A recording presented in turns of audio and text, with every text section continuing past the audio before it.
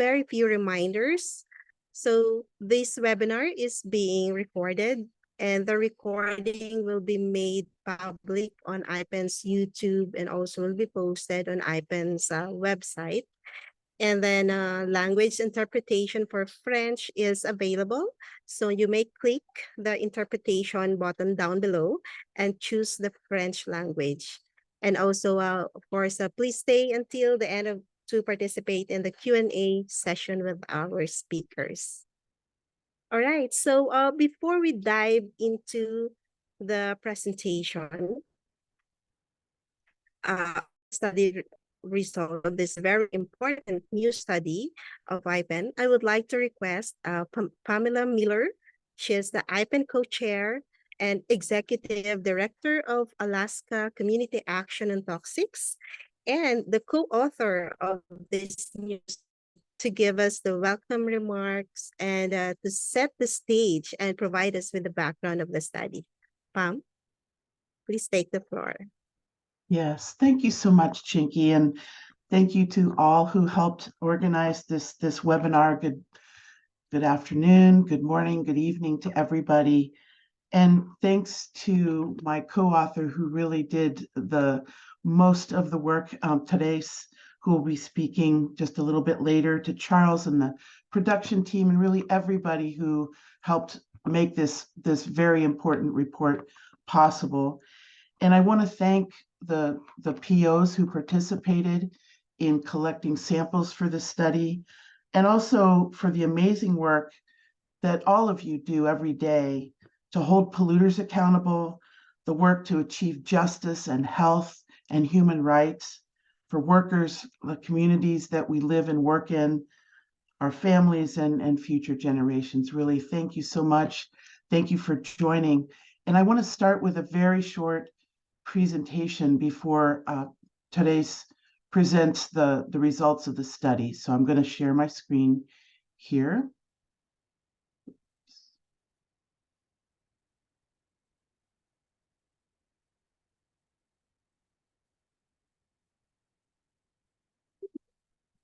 Moment. Okay.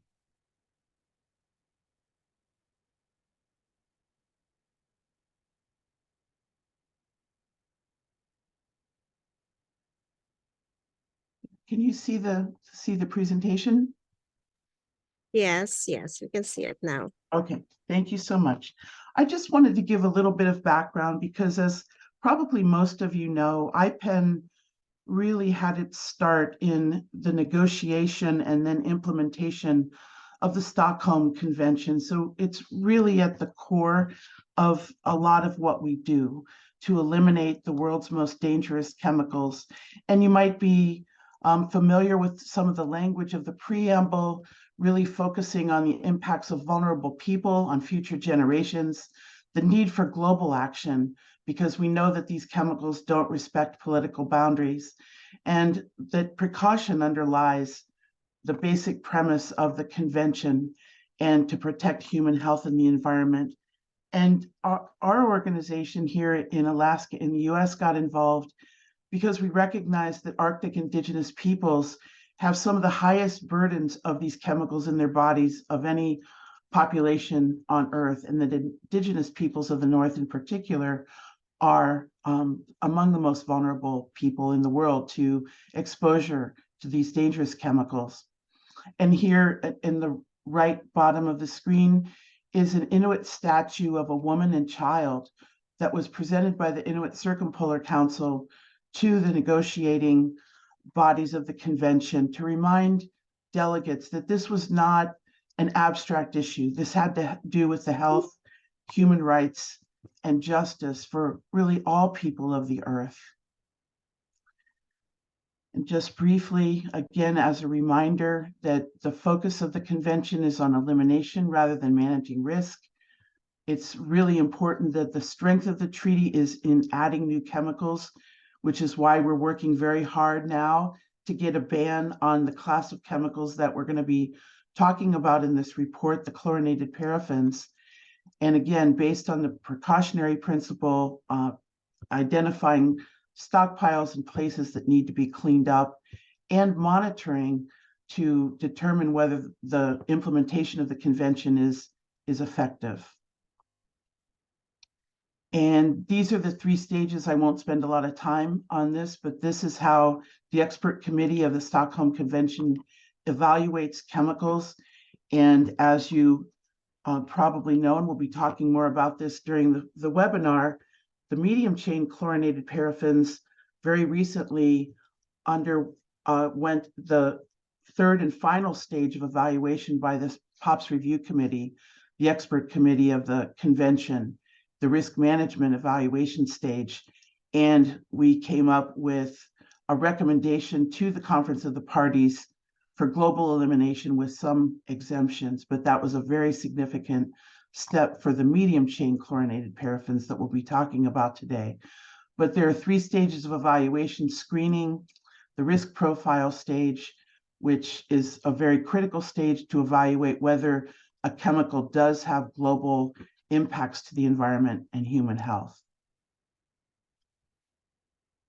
And many of you were involved in eliminating these very important classes and chemicals that are found in plastics. That these are just some of the chemicals that have been listed under the Stockholm Convention that are important chemicals added to plastics. And so most recently for chlorinated paraffins in 2017, there was a recommendation and a decision by the Conference of the Parties to list chlorinated paraffins in Annex A of the Convention for global elimination in 2017. And IPEN has done a number of reports, as you can see here, and many more on chemicals in plastics. So this is really part of a trend to eliminate harmful chemicals in plastics and other industrial chemicals and pesticides that affect us all throughout the world. Now, specifically about the medium chain chlorinated paraffins, they're manufactured in extraordinarily high volumes with an annual production volume of about 1.1 million tons. And this is significant. And just to put it in perspective, this nearly equals the total production of PCBs over the 6 decades that PCBs were produced before they were eliminated. They're used as flame retardants, plasticizers, sealants in industrial processes such as metal cutting fluids. So a huge production volume chemical. And these, because the short chain chlorinated paraffins were listed under the Stockholm Convention, the medium chain chlorinated paraffins became the regrettable substitutes. And so now we're seeing that MCCPs are often measured in higher concentrations in environmental samples throughout the world, and yet few restrictions on the production and use are in force at all.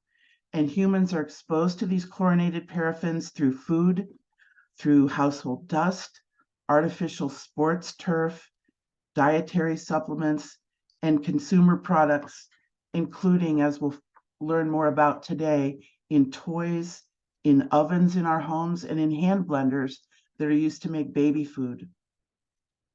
They're manufactured in many countries, including China, India, Japan, the Republic of Korea, the EU, the United Kingdom, the US, and Qatar, and possibly Russia, Thailand, Bangladesh, South Africa, Egypt, Jordan, and Brazil. So they're still widely manufactured. And just to say a little bit about human exposure and effects, in a 2021 paper reporting on levels of chlorinated paraffins in pooled breast milk samples of women from 53 countries on 5 continents, medium chain chlorinated paraffin concentrations equal or exceeded the short chain chlorinated paraffins in 75% of the samples, indicating again that these medium chain chlorinated paraffins are now the most abundant of the chlorinated paraffin groups. And I think stunningly, really, the chlorinated paraffins overall contributed 50% of the total load of persistent organic pollutants. So again, this gives us an idea of the huge production, use, and exposures that people are experiencing throughout the world as a result of the high use, production, use, and disposal of these chemicals. And this, of course, provides us with further evidence that global action on these chlorinated paraffins as a class is necessary and long overdue. And today's will cover more of this, but studies show us that humans are, in humans, studies in humans show that MCCPs adversely affect the liver, the kidney, the thyroid gland, and they're very toxic to aquatic invertebrates and fish. They have now been found worldwide in environmental samples and humans, and relatively high concentrations in the Arctic, especially in fish, demonstrate that they undergo long-range transport.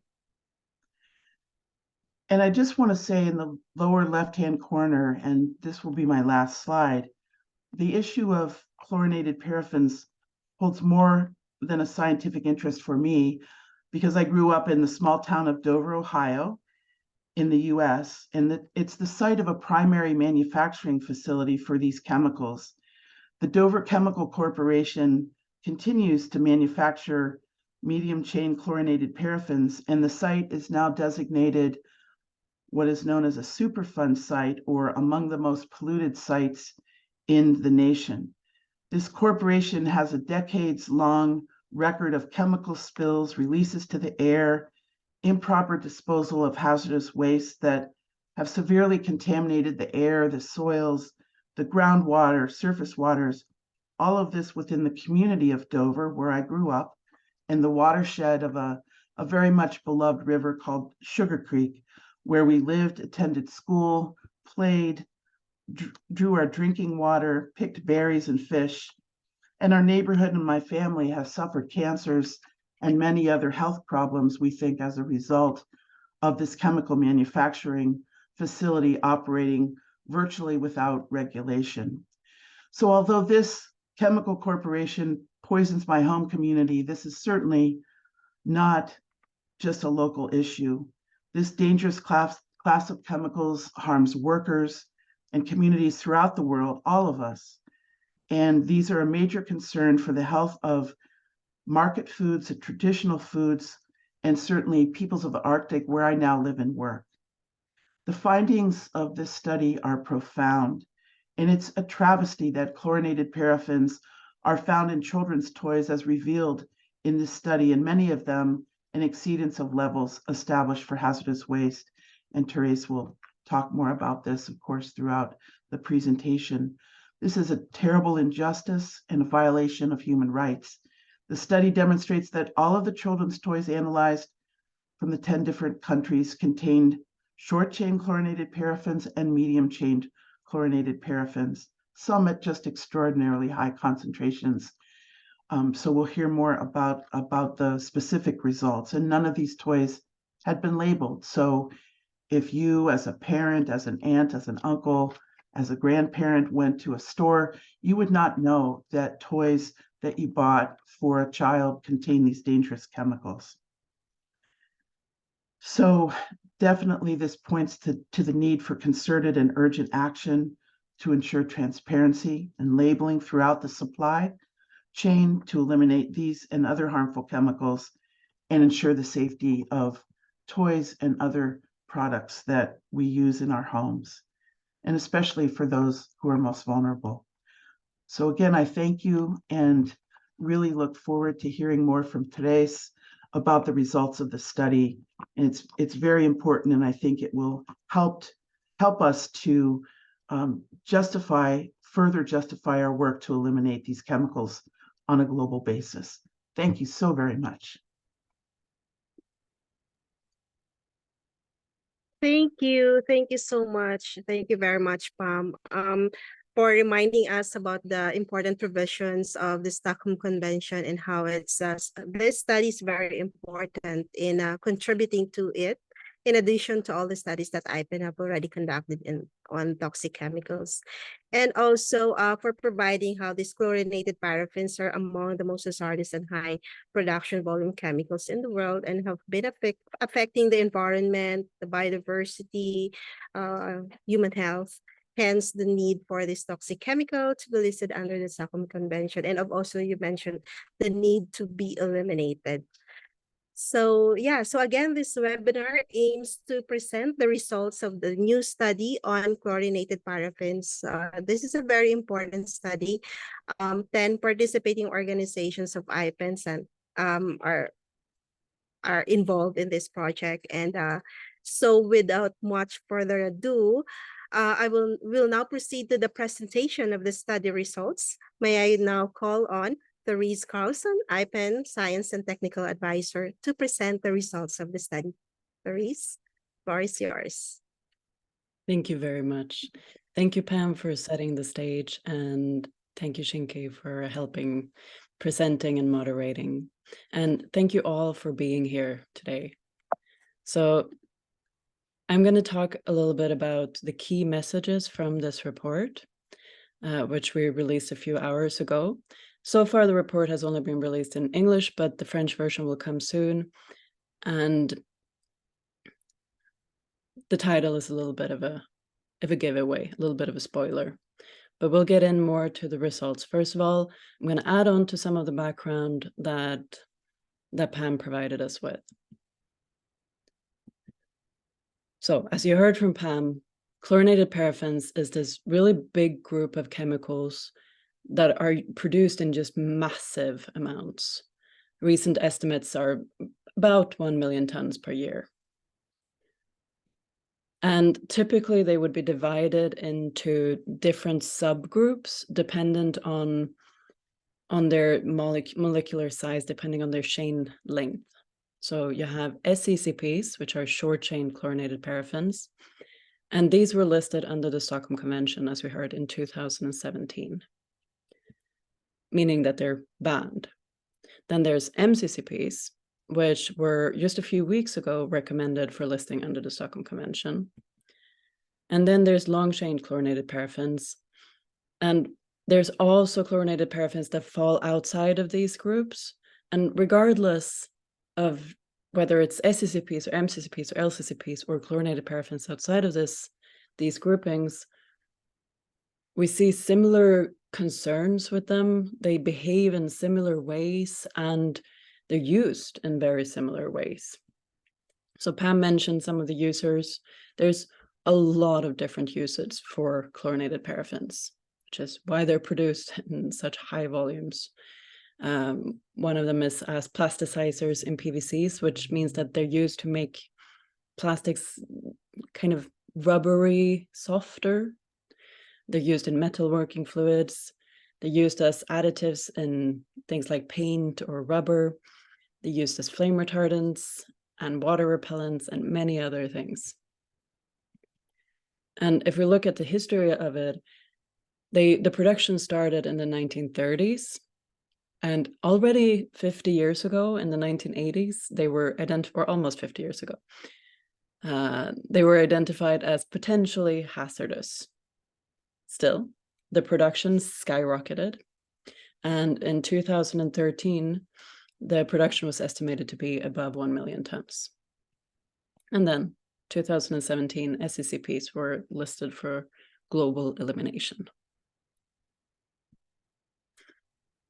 At around the same time, or just before the SCCPs were listed, Pam and Joe DeGangi, who many of you know, performed a similar study to the one that we will talk about today, where they looked at toys from 10 different countries and looked if they contained SCCPs. And they found that 45% of the samples contained SCCPs. Around 10% of them contained concentrations that exceeded the then very weak EU regulatory limits. And that 67% contained concentrations above the typical low POPs content limit, the limit for hazardous wastes. And this is, of course, extremely concerning, because having these very toxic chemicals in toys means that children are exposed to additional concentrations, additional pathways of these chemicals. So they might be, aside from the pathways that we're all exposed to them, they would also be exposed to them with a higher frequency through inhaling toxic dust, because these chemicals can leach out of the toys into the dust, and the children can then inhale that, or inhale contaminated air, because the chemicals can leach out into the air. They can be exposed to it through touching the toys, because these chemicals can leach out of the toys onto the skin. Or, as we know, children tend to put pretty much everything into their mouth and start chewing on it. So they would also be ingesting these chemicals. And this is extremely concerning because, as Pam mentioned, chlorinated paraffins are toxic, and there's no debate about this. Already in the 80s, they were identified as potentially hazardous, and since then there's been a mountain of research showing all the different kinds of ways that they are toxic. They are endocrine disruptants. They have been linked to several types of cancers. They can disturb metabolism. They can affect the immune system. It's a long list of different effects that these chemicals can have on the environment and on human health. And because we use so much of it, it's found everywhere. So it's found in breast milk, it's found in the Arctic, it's found on land, it's found in the water. And when we look in environmental samples, oftentimes researchers find that the concentrations are extraordinarily high, which again doesn't come as a surprise because we use a lot of it. So here is just one example where you can see that the blue part here is chlorinated paraffins, the proportion of the sample that contained chlorinated paraffins. And this is other POPs, other persistent organic pollutants. And it's super concerning that you find other POPs in these samples as well. But you can see that the concentrations of chlorinated paraffins really are very, very high.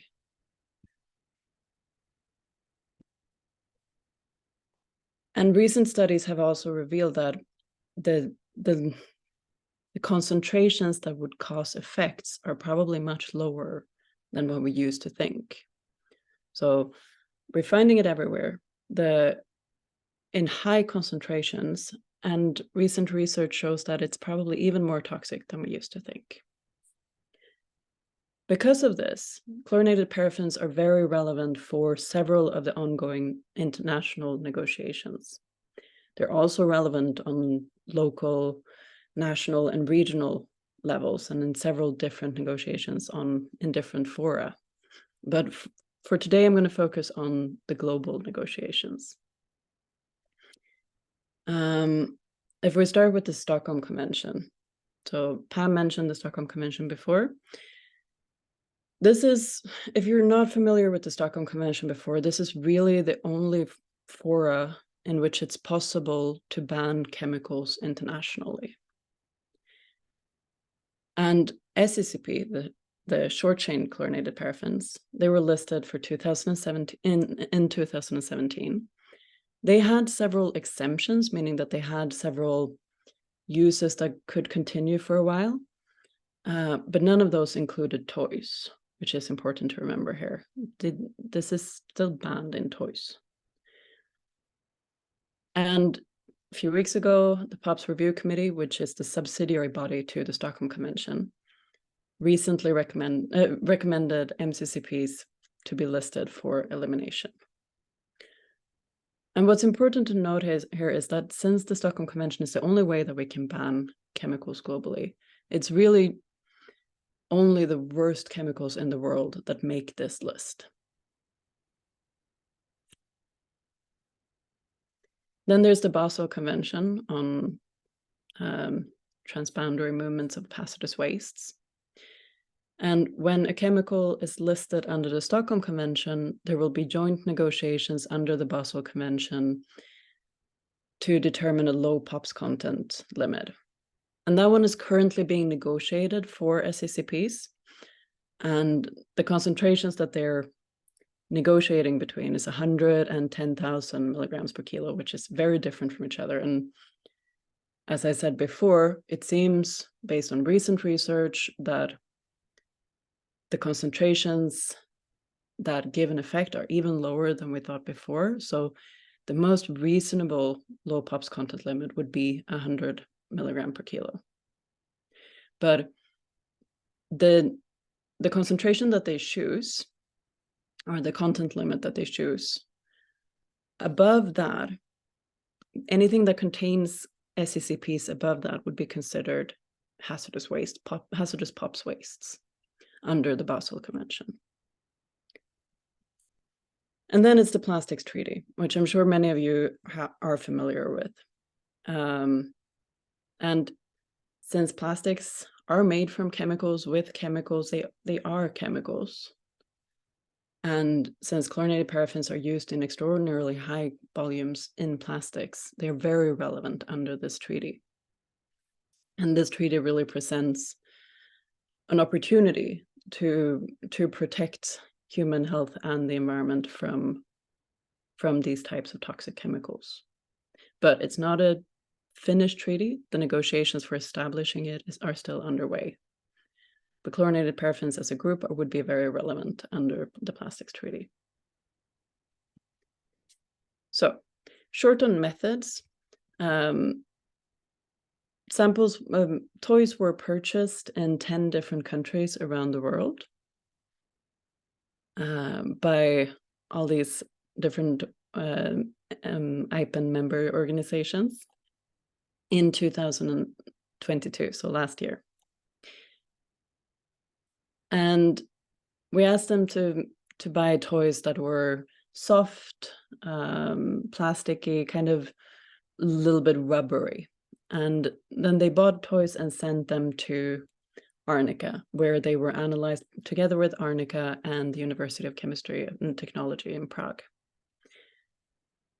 And there's some details on the methodologies in the report. They're based on GCMS. But for anyone that is extra nerdy and want to delve down into the details of those methodologies, they're based on published methods developed by this lab that can be found in these linked scientific articles. Okay, so let's go to the results. I think one key result here, and one really concerning result here, is that 100% of the toys contained SCCPs and MCCPs. Some also contained LCCPs, but 100% of them contained SCCPs and MCCPs. This means that all of these toys contained a chemical that is banned internationally, globally. It's listed for global elimination. And all of these toys also contained a chemical that is recommended for listing for global elimination. And none of them had any labels that would indicate that they would contain these chemicals.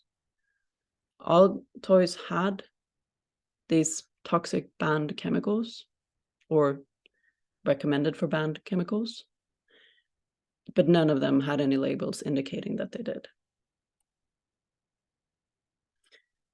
If we look more on the specific toys, many of the toys that we tested were dolls. And here we can see that the concentrations vary, but again, all of them had both SCCPs and MCCPs. A lot of the other toys were these little rubber ducks. And again, here it looks a little bit unfair because there's one toy that had really high concentrations, and that makes the other concentrations look very low, which isn't really the case. And most importantly, all of them had both SCCPs and MCCPs. And then we looked at these jumping, bouncing toys. And the concentrations that we found in those were really extraordinarily high. We're talking between 60,000 to 90,000 milligrams per kilo. That means that 6 to 9% of these toys consist of these very toxic chemicals. We also looked at a selection of other types of toys. And there again, we found it in every toy that was tested. If we look at the SCCP specifically, so the ones that are listed under the Stockholm Convention, and compare that to the proposed low POPs content limit, we can see that 45% of the toys had concentrations above the more reasonable low POPs content limit that is being negotiated. But even if they would choose the higher, 19% of the toys would be considered hazardous waste. And again, all of them contain this banned chemical. So I think that these results really highlight a few crucial regulatory gaps. First of all, they really show how important it is that chemicals are regulated as groups instead of one by one. Because chlorinated paraffins, the whole group of chlorinated paraffins has similar concern. There's no reason to just choose one subgroup of chlorinated paraffins for regulation. And the approach that would be more protective for human health and the environment would be to regulate them as a group, because otherwise this situation occurs where SCCPs are changed for MCCPs, which are equally toxic. It also shows how harmful it is to allow for exemptions of listed chemicals. So SCCPs were listed, but they were listed with some exemptions, including their use in PVC, but not for toys. But having that exemption means that they will be continuously in rotation and continuously in production and use, even as parties to the convention have agreed that these chemicals are so toxic and so concerning, so persistent, that they need to be regulated internationally. They also really show how important it is that there's transparency and traceability of chemicals that are used in plastics, because you don't want to have to worry as a parent or a grandparent or a friend or a sister that the toys that you buy will be toxic.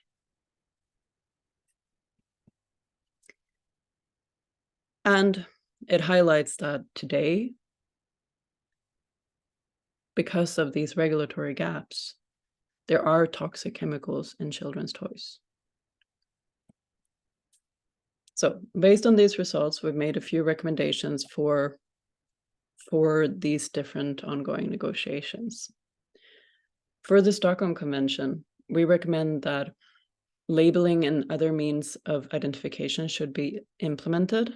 This is mandated under the convention, but as we can see, it's not implemented, and that would allow for a bigger traceability of these chemicals and would allow for more control, and also just more possibility for consumers to actually choose what is in there. We also recommend that chemicals should be listed without exemptions, and that the convention should regulate classes of chemicals to avoid this regrettable substitution. The Stockholm Convention already regulates many classes, and in fact, SCCPs in itself is a class. But those classes should be broad enough to ensure that human health and the environment is protected from POPs. And we recommend that MCCPs should be listed in Annex A without any exemptions. For the Basel Convention, given that the recent data has shown that the effects concentrations are likely much lower than we thought before, We recommend that parties should adopt 100 milligrams per kilo as the low POPs content levels for SCCPs. And for the plastics treaty, we recommend that it should end the production and use of toxic chemicals in plastics, not only in toys, but also in toys. And the chlorinated paraffins should be banned as a class under the convention. We also recommend that the treaty should ban recycling of plastics containing hazardous chemicals, because otherwise these will continue in rotation. And that it should ensure the public's right to know about chemicals in plastics, meaning that there should be provisions on transparency and traceability of chemicals under the plastics treaty. Thank you very much for being here and for listening. I'm gonna hand over to Shinki again. Thank you. Thank you so much, Therese, for presenting the study results. So when I was looking at the photos of the toys tested for the study, they all look very much familiar, because I also have a 4-year-old son, and I always go to the market or malls or to buy toys, and they're all familiar. And it is very concerning to know that, yeah, all the samples sent to the laboratory for testing contained chlorinated paraffins, and our children, including, of course, my 4-year-old son, may be exposed to them. So it's really concerning also to know that studies show that the current levels of exposure to this chlorinated paraffins may already be associated with the adverse effects to human health. So there are a lot of concerns, and now their study results are very important that we could make use in influencing policies. So, and then thank you also for providing the very important recommendations. So now we will go to the question and answer portion. So I can see that there are already questions on the chat box, and I can also see that there are attendees who already raised their hand. So I'm gonna read one question on the Q&A chat box, and then we can also allow 1 or 2 attendees to also say their question. We will allow you to talk if that will be okay with you. Or maybe we can, yeah. But before that, I'm gonna request also Therese and also Pam to please open your videos for the Q&A. Thank you. All right. So I am just gonna add spotlights so everyone can see the 2 of you. All right. Okay. So for the first question, so there's a question here. So what are the alternatives to replace paraffins? Are there really alternatives? So I would like to answer the first question. If she's okay with that, I would love to throw that question to Pam, because she's been looking into these alternatives in quite detailed levels. Yes, well, thank you for the question. I hope you'll add anything that I'm very likely to forget today's. Yeah, I think it's important to note that in the risk management evaluation that was prepared by the expert committee of the Stockholm Convention, the POPs Review Committee, that there are safer alternatives for every use for chlorinated paraffins. One of the identified replacements are the long-chain chlorinated paraffins, which we know would be a very regrettable substitute. But there are alternatives for flame retardants that are chemical alternatives that are safer. And again, we want to avoid at all costs any regrettable substitutes. So these need to all be properly evaluated. The flame retardants can also be replaced by better design of the products so that chemical additives are not needed to retain the flame retardancy properties of the products. For the metalworking fluids, which is a huge category of use for these chemicals, there are bio-based alternatives that are biodegradable that can be used to replace the medium chain chlorinated paraffins. And in fact, these are in use in the major sectors like the defense industry, aviation, and other industrial sectors that have used chlorinated paraffins and are now recognizing that it's very important to replace these chlorinated paraffins because they present a very large liability to these companies because they have to be disposed of, they have to be treated, of course, as hazardous waste, and this is expensive over the life of these products and substances. So yeah, there are many chemical replacements, but the importance of avoiding regrettable substitutes, of course, we have to keep our eye on, and then alternative processes, designs, and there's a lot we could say about all of these things, but I think in summary, that for all of the major uses of chlorinated paraffins, there are safer alternatives and processes that can replace the need for these chemicals and that are in wide use now. So, Therese, I'll turn it over to you to add. I don't have anything to add to that. I think that was excellent answer. There really are a lot of alternatives, and I think also there has to be that question of, is this usage necessary at all? Like, do we need to have plastic rubber ducks if the only option is to have really toxic chemicals in that plastic rubber duck, for example? But even for the more uses that would be deemed more necessary, there are alternatives. Thank you, Pam. Thank you. Thank you to the two of you for the answer. I'm also very interested on those alternatives. Yeah, so from alternatives, we will go now to another question, also very important question. This is from Ram, from CPED. So he's asking, so what will be the best strategies to campaign for listing of all groups of chlorinated paraffins altogether? Maybe he's also like some recommendations on how we do it at the national level. Of course, we're working at the global level, but also at the national and local levels. Thank you. Who would like to answer first? Therese, you want to start us off with that one? Sure. I think there are, thank you so much for that question. I think there's a lot of different ways of approaching that. If it's on a national level, I think that bringing the science to your national legislators and your national policymakers and showing that there's really very similar concerns across the board for these chlorinated paraffins would be the first start. And if we look under the plastics treaty, there's been a big call for this grouping approach of plastic chemicals. And under the Stockholm Convention, more specifically, because it's different in different fora how this campaigning would be, but under the Stockholm Convention, it's hard at this point to say that we should change the listing for everything. However, there has been very clear evidence provided by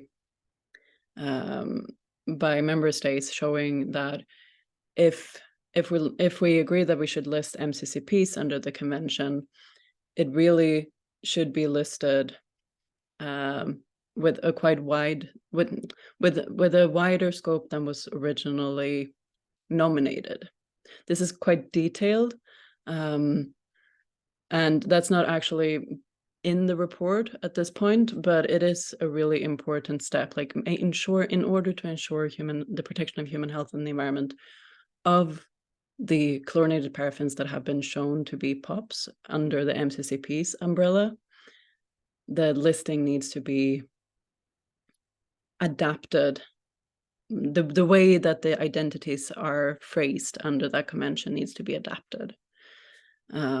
So under national legislation, go to your policymakers and and show the scientific data saying that the concerns are very similar across the board for chlorinated paraffins. in this international fora, the strategies will be a little bit different dependent on what is currently happening under that fora. I hope that answers. Please add if you have anything else to add there, Pam. I think that's great, Therese, and certainly the results of this report should be presented, because I think it shows the extreme injustice that these chemicals are ending up in children's toys, and I hope that would appeal to the ethical consciousness of policymakers at the national and international levels. And I think also, just to add, the evidence of harm of these chemicals is really quite overwhelming. The health harms, the fact that these chemicals are found in high levels in women's breast milk throughout the world, in the 53 country study, the levels are very concerning, and we now see that the MCCPs are exceeding the levels of the short chain chlorinated paraffins. But again, these chemicals, as Therese said, have to be treated as a class. We have to phase them out nationally as well as globally. But I think the evidence, the science, the health effects, all of these things, and certainly the results of this study are just really critical to getting some global action on this group of very dangerous chemicals. Thank you. Thank you to the both of you. So this is also, this will be a challenge to all the POs also involved in these projects. I'm sure that by now they're already thinking how to translate the study results into, more understandable to the public, and how also to convince the policymakers to really make this into, or translate this into regulation. And I think that's the question of Tony Dizon, of ban toxic. So it's related to the question that you've already answered. So he said that it's alarming to learn that the plastic toys submitted has SCCP, MCCP, considering that some, if not most, of the toys are intended for toddlers. So what could be done at the national, regional levels to have a regulation? So would you like to add to that, or? I can add a little bit to that, and that is that, agreed, it is extremely concerning.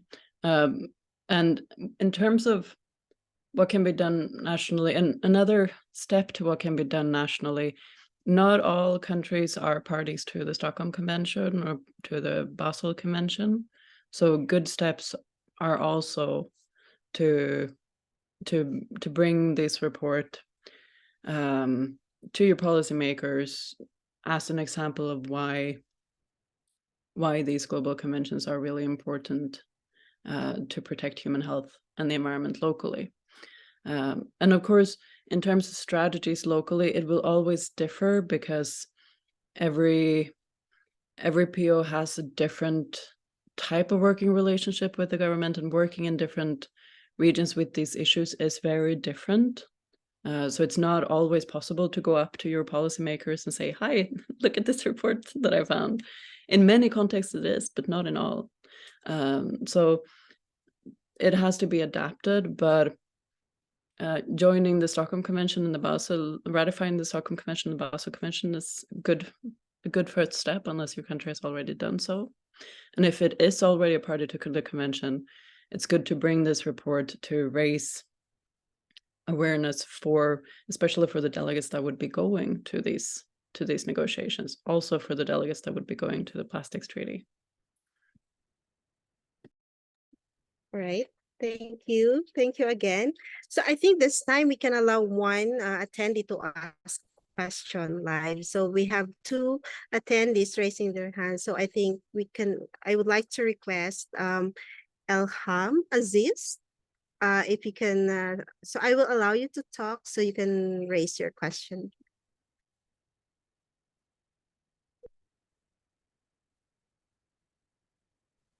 Can you hear me? Hello, everybody.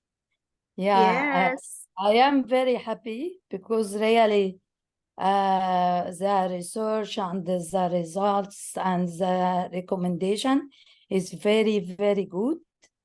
I hope to succeed to make this, but I have one question and one ask. I don't know how I can say. The first one, I agree about all the recommendation, but if we talk about low POPs content level, for us as a countries, we haven't a professional laboratories to analyze all the products which we bring from outside. So it's a problem for us. And the other, this one question, so if we change our regulation or if we make awareness for our people, the problem that we can't know from the ports that with the analysis that there is a POPs or not. And especially, like you said, sometimes there is no labeling, there is no transparency. So how we deal with this situation? This is one thing. The other one, each time when we talk about something is POPs, like before I saw that they talk that the short chlorinated paraffin is toxic, but the medium is okay, and we are very happy that one factory is succeed to make the safe one, not the other one. After a while, it's become a POPs and toxic with researches. So continuously, there is the alternatives become a POPs. So how we can deal with this situation? Thank you. Thank you for those two important questions. So who would like to answer first? One question is about their problem about laboratory, because this is an important study, and because of course there's a laboratory available to test the toys, but I think their problem is also, I think it's including in our country, that there's no laboratory if you want other toys to be tested to really convince the policymakers. So that's the one problem. And another one is that the regrettable substitution, if very correct. Before it's okay, and then eventually it becomes POPs. So Pam, would you like to answer first? Well, I'll start off with a few thoughts, and Elham, that's a great comment and questions as well. It is a huge problem with capacity to test products and to understand what products might exceed low POPs contents, which haven't even yet been established really for the chlorinated paraffins. But there are some, and I'll say also that, I know you're a scientist, and it's been very challenging really to measure chlorinated paraffins because they're such a complex group of chemicals, and there are really few laboratories around the world that can do a good job of analyzing these chemicals. So this is a real capacity issue.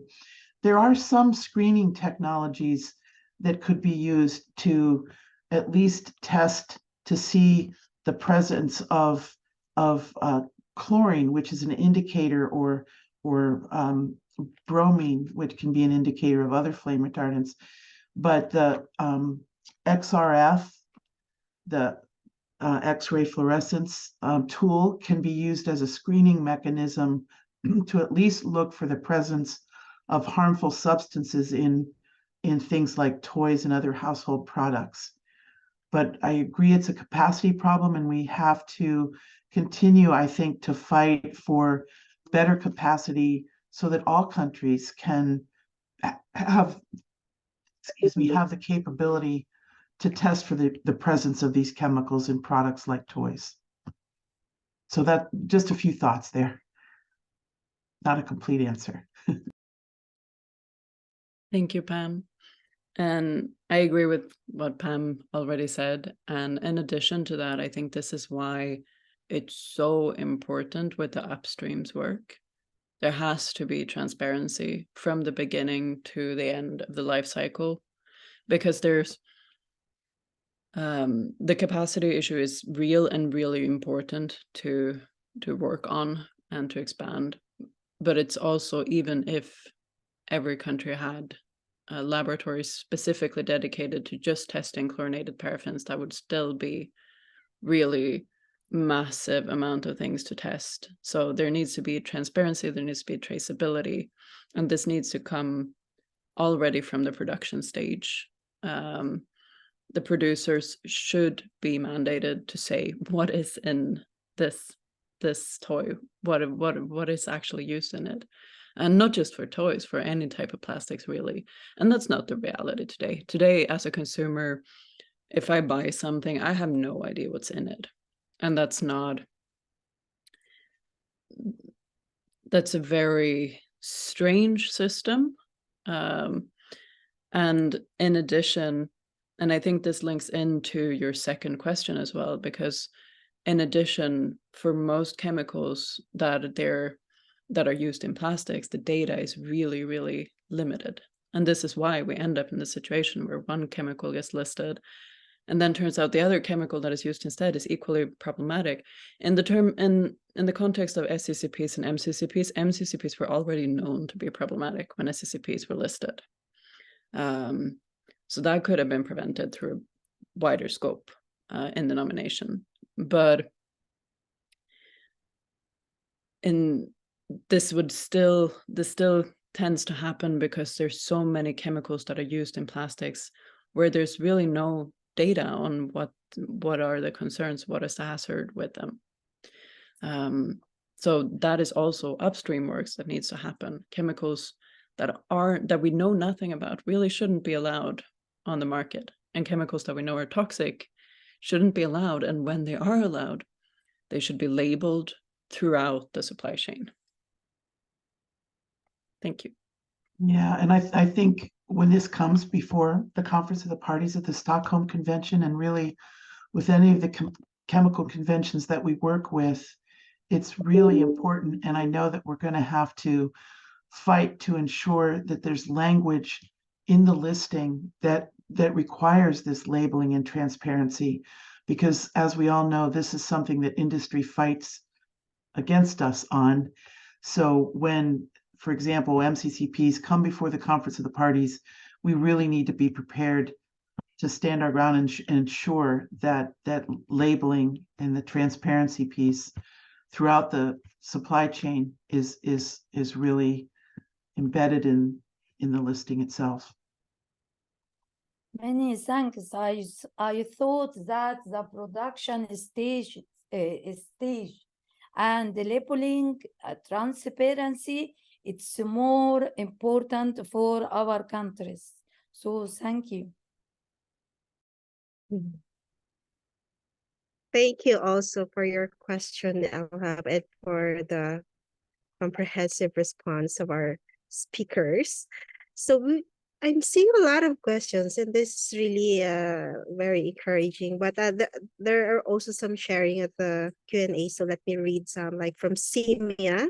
So she said, we are making a national project on analyzing the pops in toys, and we visited the lab when the analyses are analyzed, and they have shown us how we can recognize the phthalates, which are big quantities, and we are analyzing other pops and lead.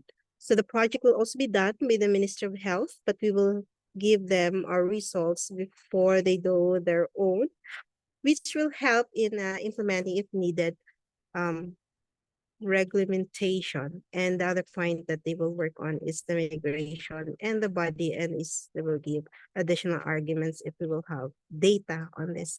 I think this is very good. Yeah, making the government work by showing them how to do it and then eventually influencing them to really do their work. You know, they do also their own study, and hopefully yeah, will pass and implement the needed policy. So what else? So I think there's a question here from Cecilia. Yeah, so she said that the amount of hazardous waste is enormous, taking into account only the 19% corresponding to the highest limit. So because this is a global study, what do we do with all that dangerous waste? I think this is also related to because other toys are also coming from wastes. No, the toys are also recycled from plastics or so on. So who would like to respond to that? I can start and Pam can add. Okay. So first thing is we need to stop adding it to the products, because otherwise that mountain of hazardous waste is just going to continue to grow, and it is not easy to handle hazardous waste or hazardous POPs waste in a good way. Like that is very clear that it is not easy to handle it in a good, sustainable way. For the waste that already exists, it's important that it doesn't get exported, especially when there's lacking, when there's no environmentally sound management established to the place that they're being exported to. It's also incredibly important that it is, again, labeled and that there's traceability or some kind of way of identifying it. And then when it actually comes to waste management, so Lee would be our colleague Lee would be the expert here on different ways of handling POPs waste. But I think 2 years ago, he wrote a report on non-combustion techniques for POPs wastes that would be suitable for these types of wastes. But again, it needs to turn it off at the production level, because otherwise it's just going to keep on growing, these mountains of hazardous wastes. Thank you, Therese. Pam, would you like to add to that? No, that was a great answer. All right. Thank you. So now we will again allow another attendee to also raise or to speak, to raise the question. So may I request Ram? You are now allowed to talk. Please say your question. Thank you. Can you hear me? Yes. Thank you, Pam and Therese, for nice presentation and very insight report, useful for our future campaign. Working with these chemical safety issues, I oftentimes feels very challenging. Like we start campaigning for one subgroup of chemical and then another subgroup of chemical of the same group pop up or come up with the same similar or even greater risk. So I was wondering, we understand that is never ending process of this campaign, and therefore like a strategy starting from one and moving to another is also best way, but at the same time for a NGO, like for the campaigner, it is always challenging to campaign each and every time one single chemicals and then keep continue in the scarce of resource and all that. Having said that, therefore I raise that question, maybe it is good to have the stronger campaign, maybe last longer, but if we can able to campaign for all together full group of chemicals, that will be resulting much better. I was also campaigning for the children toys, and while doing that, unfortunately our children toy standard was killed by corporate world. We are restarting again, and when I was reviewing the standards of toys around the world, I see hardly I don't see any number of country have the children toy with CP restricted limit in it. So I wonder if I want to see the standard toys of any country which have the limitation fixed for CP group of chemicals. I think European Union might have, but I hardly see other countries of a standard toys standard have included that chemicals. And the reality is that as per this presentation, like most popular toys have all the SCP in them.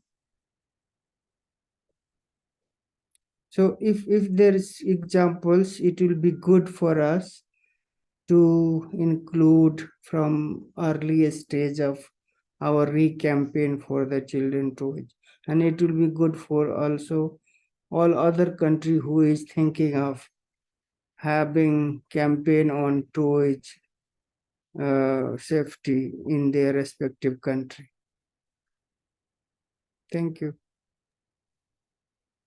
Thank you, Ram. So, yeah, so would you like to respond to that, Therese, or? I actually Yeah. don't know the country restrictions very well for chlorinated paraffins. I'm sure there are a few, Yes. but I'm not very familiar with them myself. I don't know if you are, Pam, if you know any specific for restrictions in toys. There might be. I have not looked into details on that. But to answer your, or to comment on your previous question also on this campaigning for a broader group, I think it makes sense to campaign for the broader group for a lot of reasons. And it's not only in terms of the campaign, it's also in terms of the implementation, in terms of the evaluation. So it's not only us as civil society that has limited resources. Governments and also have limited resources to work with these issues typically. Wherefore it would make more sense to look at them as a group and to have a wider approach already from the beginning to avoid having to repeat this whole process again for the next chemical. And in terms of ongoing campaigns, I would say that the Plastics Treaty has more of this wider approach. Under the Stockholm Convention, there are certain criteria they would need to fulfill. Chlorinated paraffins do tend to fulfill those, but there would be other chemicals used in plastics that aren't persistent enough to be listed under the Stockholm Convention. And therefore, I think the Plastics Treaty really provides this opportunity of creating a framework that could protect human health and the environment for other chemicals that can't be listed under the Stockholm Convention. Okay.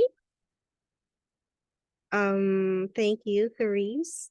So, Pam, you okay with that, or would you like to add?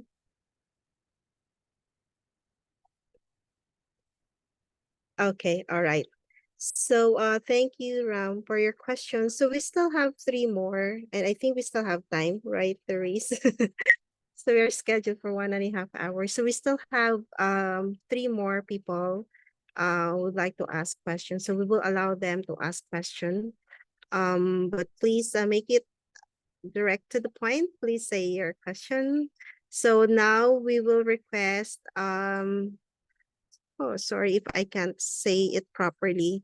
Guillaume Nize? Sorry. So please ask your question. You are already permitted to talk.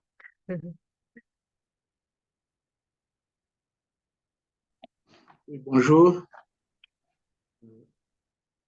Hello.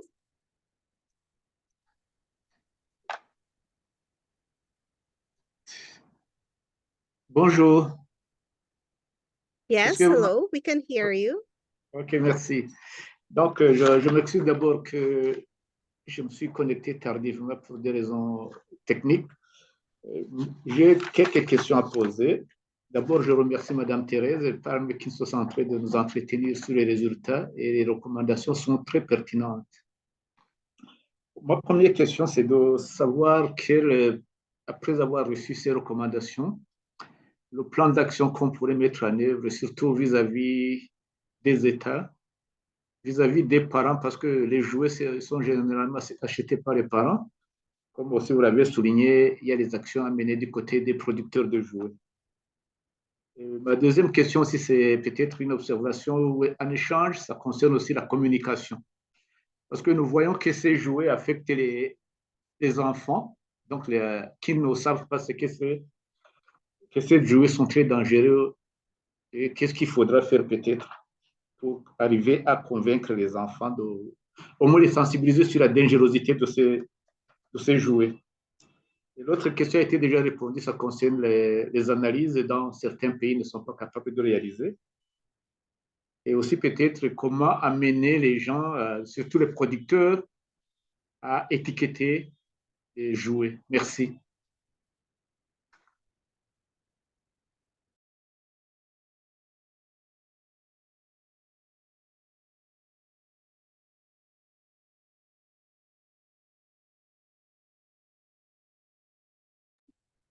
Thank you for your question.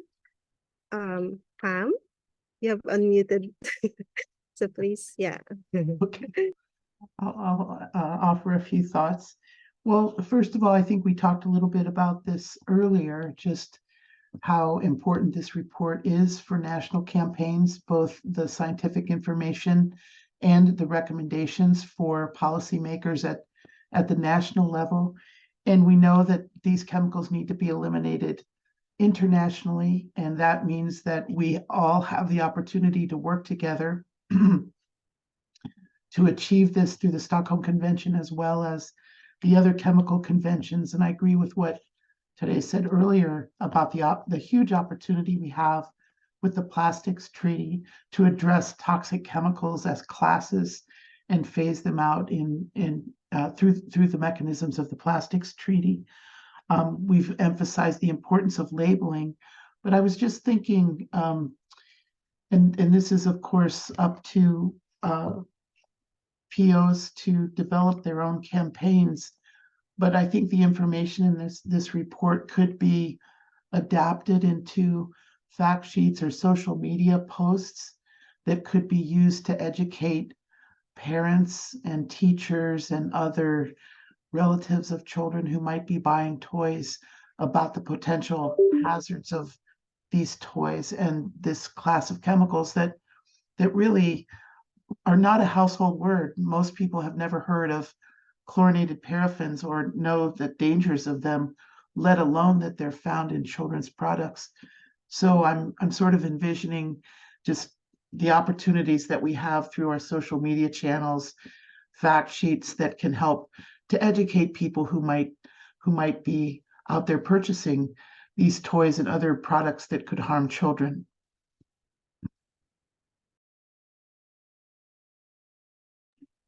Yeah, thank you. Thank you, Pam. All right, so I think we can allow more to attendees to ask questions. And then so I'm now seeing N Sidhara. If we can ask your question now.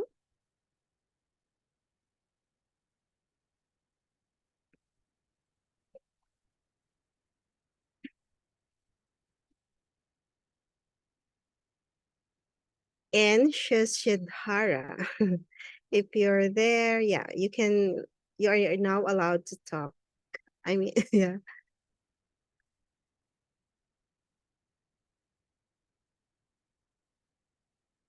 Mm-hmm. So, yeah, maybe after. Okay, so we'll call another one, and then if he or she can also ask his or her question after. So I will now request Olga. Olga, if you have a question, please, you are now allowed to talk. Yeah, thank you very much, and thank you very much, Therese and Pam, for this webinar and for providing this important information about the report. I just wanted to highlight the situation with the Stockholm Convention. The Stockholm Convention, unfortunately, has problems, and countries have problems with the implementation of this convention. And these problems inter alia relate to the situation that there is no requirement under the Stockholm Convention to provide information about POPs in articles in a harmonized way.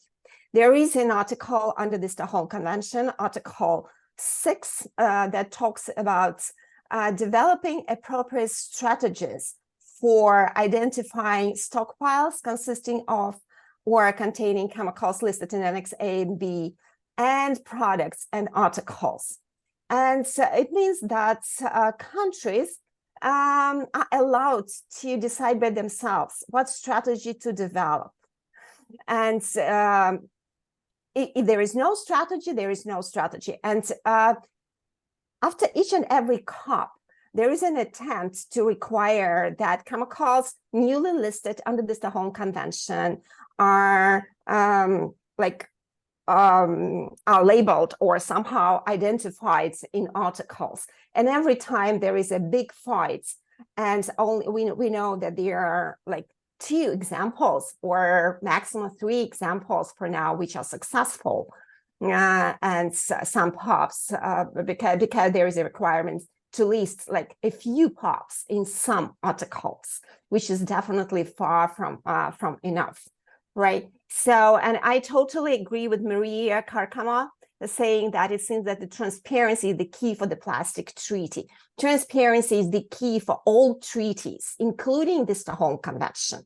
And as you know, the Pop Rock 19, where you were, and as a great team of NGOs, they finally required to prepare a report summarizing different approaches to label POPs in articles, right? So hopefully this report will inter alia highlight the need for a globally harmonized approach for labeling toxic chemicals in articles, because if there is no globally harmonized approach, the situation with national approaches or no national approaches will continue, and we will like end up with what we have now, with no information about POPs in articles and in waste. So the plastic treaty, to our understanding, has a great chance to overcome this difficulty and finally agree on globally harmonized approach on transparency and traceability for plastic chemicals and plastic materials and products. But there is a lot of work to do, So, and a lot of conversations, and countries, and of course, countries will have to decide finally, and that will be a huge fight. But I hope that together we'll manage these fights, and with the report that you presented today, it's again justified the need to win these fights and ensure global requirements for transparency of such chemicals in articles. So thank you very much. Thank you very much, Olga. Yeah, so may I ask if Therese or Pam, would you like to respond to that, to Olga? Just quickly, thank you for raising that, Olga. Okay. This is really a work that has just started to kick off under the POPROC, the POPs Review Committee, so the subsidiary body to the Stockholm Convention. And there is ongoing intersessional work for this precise issue. And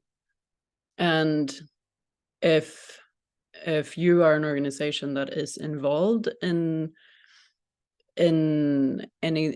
things regarding transparency or labeling or other means of identification, you might be interested in joining that intersessional work and submitting whatever information you have on technologies that exist today, because that is really, as Olga says, that's really important work to be done under the convention, because although it is mandated in one of the articles that it should be identified, it rarely is. The transparency is rarely there. So thank you for raising that, Olga.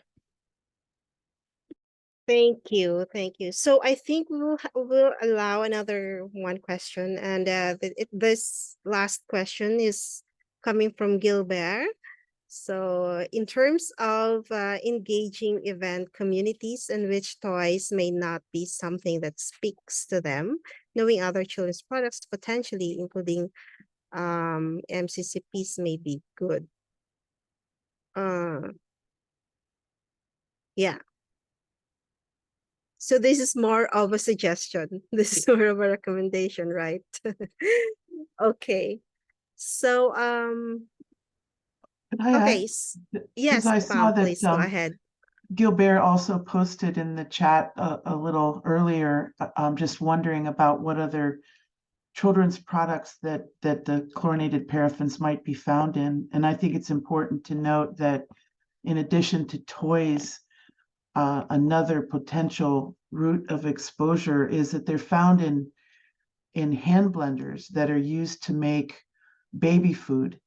And the seals, the rubber seals that are used in these hand blenders contain sometimes high levels of the chlorinated paraffins that can then be found in the baby food that's being prepared for the child. So that's another one. But they're also found widely in many, many household products.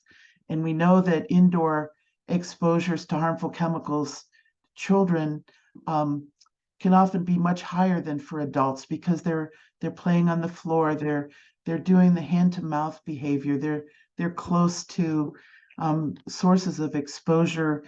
And these chemicals are widely used in a range of plastic products, not just toys.